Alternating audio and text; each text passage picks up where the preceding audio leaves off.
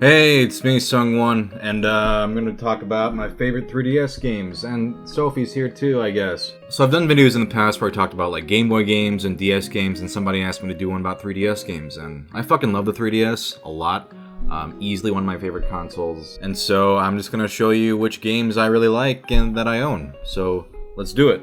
Here's one I spent easily the most time on, Animal Crossing New Leaf. This game is fucking amazing. If you played like the first Animal Crossing and were like, this is alright, this game blows it out of the water. It adds so many features, having you be the mayor of the town and like building shit in your town and choosing where to put stuff, and you get all the classic stuff like catching bugs and digging up fossils, just basically doing your dailies, which I love a game with good dailies that you can just turn it on. It's like a nice routine of going through, doing your shit, finding your fossils, talking to your neighbors. I played this game every day for about 2 years. Every single day without exaggeration. Because I wanted to get every gold badge from Phineas. And if you've played the game, you realize that's fucking ludicrous. It's basically the achievement system where you get like medals for doing certain tasks, like catching 100 bugs or whatever. Well, I got all of them. I beat the shit out of this game, and I fucking loved it. The mood it has, where it's just so calming and nice to play, and there's so many things to do.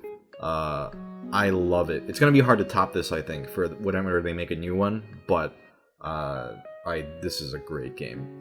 I can't believe I played this for like 800, 900 hours. Alright, let's talk about Fire Emblem. We got Fire Emblem Awakening and Fire Emblem Fates. I'm a big I love Fire Emblem.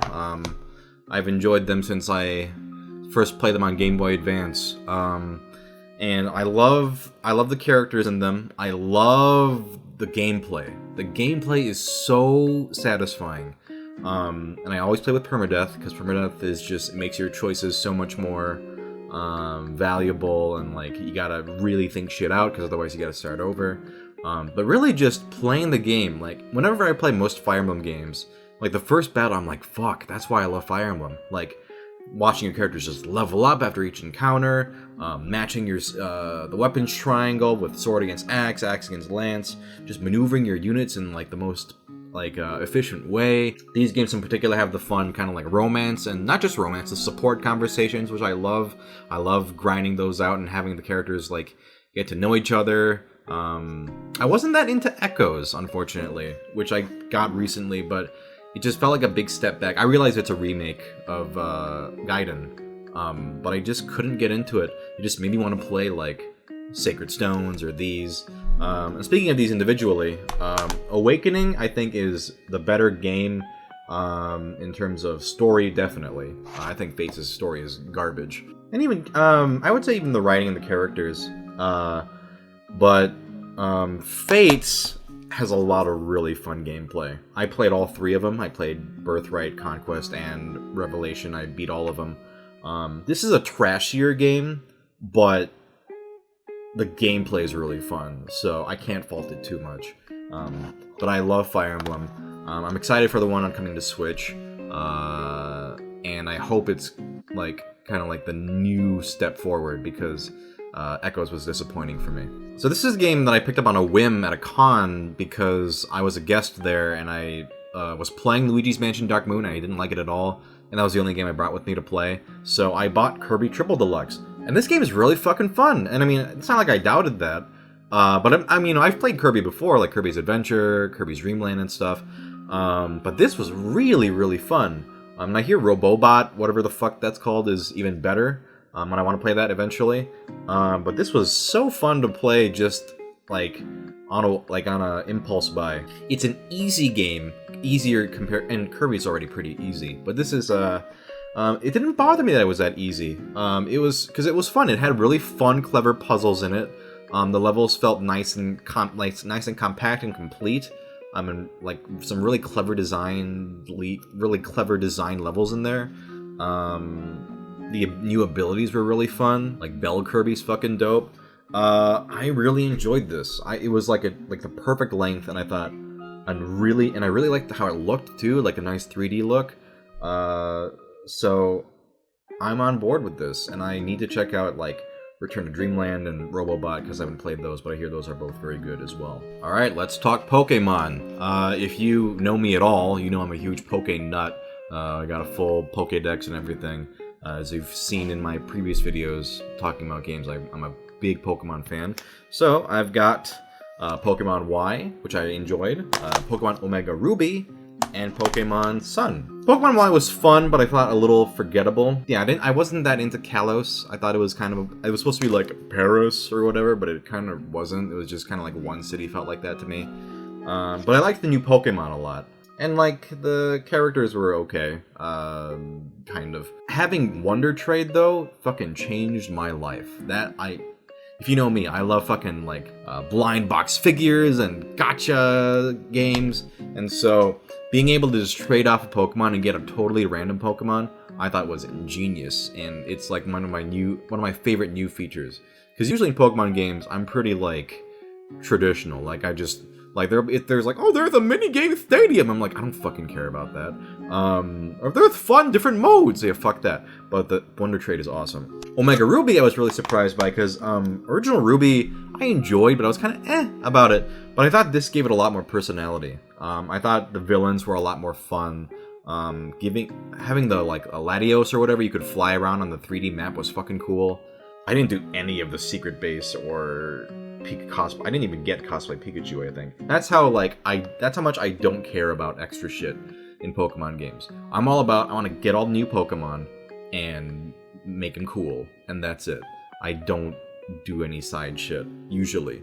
But I really enjoyed this, and I'm a little disappointed that there wasn't a Diamond Pearl remake announced, because I'm also kind of about Diamond and Pearl, but I think a remake could potentially be just as good as this if they really beefed it up and made it gave it some more personality. And then Pokemon Sun, I was extremely impressed by. I thought this game was fucking fun, and it just felt like the most complete.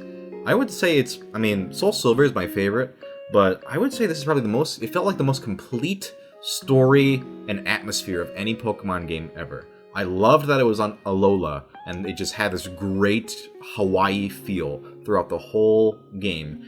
The characters all felt very likable and memorable, and they were like present through the story, which usually I don't give a fuck about what's going on in the story.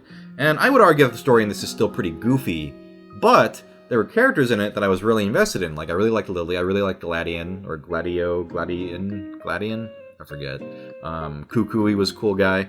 I liked that the gym leaders were, whatever you call them, like the Kahunus or whatever they were called. But they came back. They felt present in the game, in the story. Because in most of the other games, the gym leaders, after you beat them, you're just like, alright, I forget you exist. Because they're so easy. But in this game, I felt like the game was actually pretty challenging. Not hard, but pretty challenging for a Pokemon game. So, I love the new Pokemon designs a lot. The music in this was great. I thought it was phenomenal music. I was overall super impressed by this. My only major gripe with it would be that at the time I was playing it, the Pokemon Bank was not a thing at the time. I think it is now. And also really bummed me out that there wasn't a National Dex. Maybe there is now, as far as I know, there wasn't.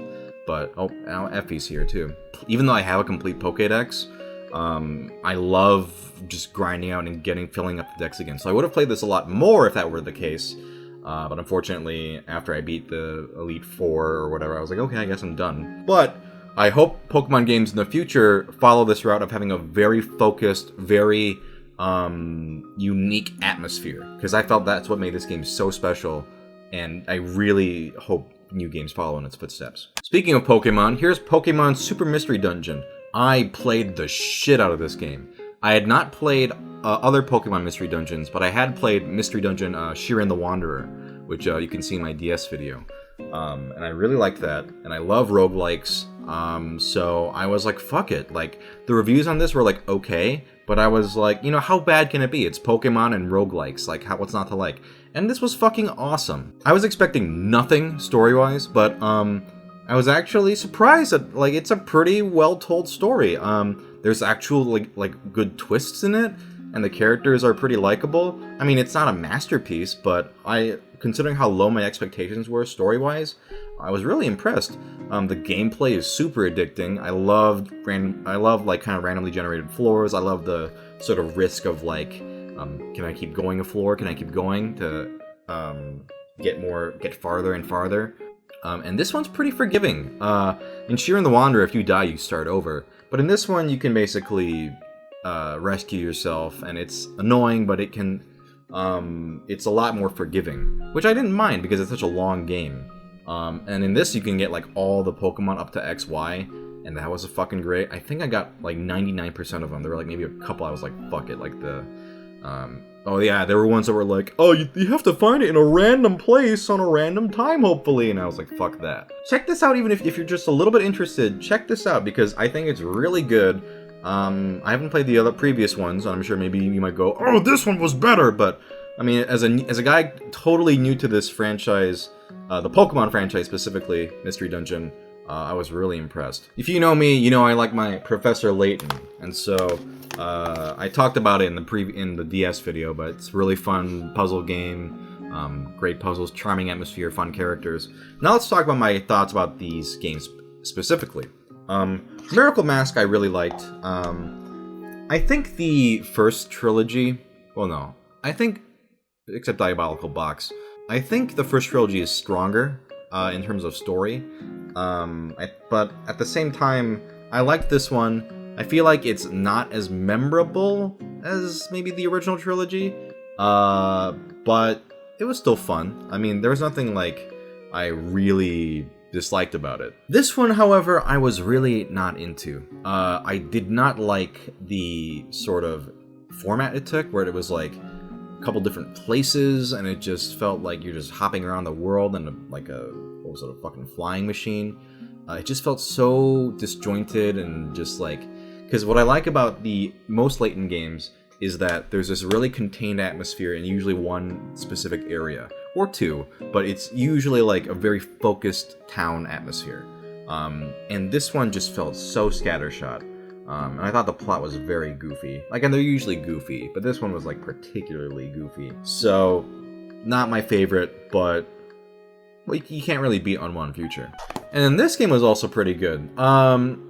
I liked this, but, you know, funny enough, I'm a big Ace Attorney fan, I'm a big Professor Layton fan, but I didn't like the Ace Attorney segments as much in this game, and they were by Shu Takumi, so I'm surprised. I love the Professor Layton bits, because it was just good old Professor Layton, and I love the character interactions between Layton and Luke and Maya and Phoenix, and the characters were fun. I liked Darklaw a lot. She's a babe. But it felt like the court sections felt a little... confusing, because a lot of it relies on magic, because it's like, oh, there's witches and stuff, and so you have to like make your arguments based off like magic, which Phoenix Wright kind of suffered from that with the what are they called, like the body possession and the Magatamas and stuff in the games. They kind of got a little funky as the series went on, and I felt like the magic in these kind of made me feel the same way. But overall, it's very good. I think the plot and characters, I love both franchises. So if you like either one of these franchises, you gotta play this game, because it's just a fun game. Here's Super Mario 3D Land. I really liked this. I kind of feel the same way about this game that I do about Kirby Triple Deluxe. It's not a hard game, and it's not a super long game. I think 3D World, the sort of sequel to this, is one of the best games ever. And I wouldn't say this is one of the best games ever, but it's really solid. And I think it actually did some really interesting things with the perspective. Like, I don't play with 3D on, but there are like levels that, like, even when you don't turn the 3D on, they're just interesting perspective-wise. That, and like, I liked this whole kind of like Mario 3 theme, because 3D World kind of was more of like a world theme, and this was more like a specifically Mario 3 theme. It was just a really tight... I kind of want to replay this, because it's been a long time. But I just remember enjoying this quite a bit. I think the 3D Marios are spectacular, so this was definitely a good, solid entry in that. series. Alright, let's talk about Zero Escape. And this one. So I talked about Zero Escape, or 999 in the DS video. Virtue's Last Reward, I think, is a phenomenal game. However, you kind of need, not kinda, I would argue you have to play 999 for this to make sense. I remember people were like, oh, you can just play this on its own. I was like, no, you fucking can't. Like, there's stuff in this that is completely connected to 999 when you have no idea what they're talking about. But 999 is really good, so after you play that, it improves the UI so much because you can move to any point in the timelines, which was such a hassle in 999 because you had to replay the game over and over. The voice acting is, I played it in English, the voice acting is quite good, the graphics I really like, the story is fucking crazy, and I don't want to spoil any of it, but if you don't know the concept, a bunch of people, they find themselves kind of trapped in this area, and they don't know why they're there, and they have these watches on their arms with numbers on them, and turns out if they don't cooperate, they can die. And the key mechanic in this game, or concept in this, is the, oh fuck, what's it called? Oh yeah, the Prisoner's Dilemma. That's what it is. So basically, in the Prisoner's Dilemma, two people are forced to make decisions to either help each other or betray each other separately. And if they both choose to ally, they both benefit. If one chooses to betray the other, but the other chooses to ally, the person who betrays gets more points, and the one who allies loses points. And if they both betray, I think nothing happens in this one. I forget. And in this game, if your thing goes down to 0, you fucking die. So that's the concept of this game. And also the main mechanic is also these puzzle rooms. So you're constantly going into these rooms where you're locked in, and there are it's like random shit is everywhere, and you have to figure out how to get out. And there's always some kind of main puzzle to solve, and you examine items in the room and try to like figure out how to like get the fuck out. Great game. I think it's a brilliant game. So I would definitely recommend this series. However, I did not like Zero Time Dilemma, which is a huge disappointment because I was looking so forward to this. Now let's talk about why I didn't like it. I did not like... First of all, I thought the presentation, like, it moves from, like, kind of a visual novel style to, like, these weird cutscenes with CG models that act the scenes out, but it's so... It looks so bad. It just looks bad. The voice acting's good, but I thought just graphically, I didn't like the art style change. I really liked how this looked, but they got a new character designer. It's not, I mean, they're not bad designs. They're just felt a lot less distinct to me. The puzzle rooms were still pretty good. I thought the story was all over the place, and I did not like how it ended at all. But I guess you have to play it. I mean, Virtue's Last Reward ends on a big cliffhanger. But I would still say the first two are worth playing, and you should play it. I mean, you might like it, but I did not really enjoy this game that much. I was pretty disappointed. I kind of wish they had stuck with the sort of visual novel presentation where you could, like, you know, press A to move the dialogue. Like, this was like watching long, boring, badly animated cutscenes. Not my thing. Those are all the games I have physical copies, but let me pull up my 3DS and make sure I remember any that I don't want to forget, because there are some that are only on the 3DS eShop. Big Phoenix Wright guy, like I said. Dual Destinies and Spirit of Justice are both quite good. I think Spirit of Justice is better. Dual Destinies, I think, is probably one of the weaker games, but Spirit of Justice brought it back up, even though it brought a mechanic I did not like, which was like the use the sensing mechanic, or whatever the fuck, like the visions. I didn't like that at all, but both were solid. Mario Kart 7, which is not only on eShop, but I have it on eShop. I thought that was a very nice, fun Mario Kart. Just it was like the nice step up, and then because the Wii one was shit, so 7 was a nice step up, and then 8 was fucking great on Wii U. Rhythm Heaven Mega Mix is fantastic. It's a collection of games from the first Rhythm Heaven, the DS Rhythm Heaven Fever, combined into one solid package. If you've never played Rhythm Heaven, really fun, really funny and fun rhythm games that are very challenging actually to perfect. The style is so great. You gotta play Rhythm Heaven. Steam World Dig, I thought was a fantastic game. Perfect length. I kind of wish it was longer. That's how good it was.